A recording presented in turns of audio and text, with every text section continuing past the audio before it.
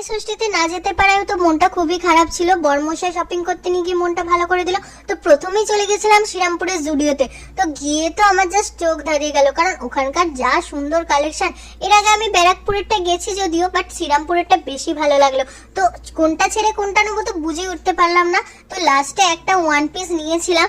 তো এরপর চলে গেছিলাম মেন সেশনে গিয়ে বর্মশাইয়ের জন্য কিছু তো নিতে হবে, কিন্তু দুঃখের বিষয় বর্মশাইয়ের জন্য এখান থেকে কিচ্ছু পছন্দ হয়নি। তারপর ঝোলা ভর্তি করে মার্কেট করে চলে এলাম বাইরে।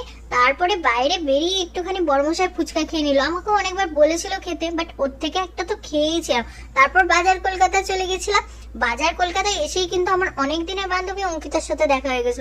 ওরা বিয়েতে আসতে পারেনি, তাই জন্য অনেকদিন দেখা হয়নি। বিয়ের পরে এই প্রথম দেখা ওদের সাথে কোঅ্যাক্সিডেন্টলি তাও। তো পুরো ভিডিওটা আছে আমাদের ইউটিউব চ্যানেলে, যদি দেখতে চাও like comment share and subscribe করে দিও। টাটা।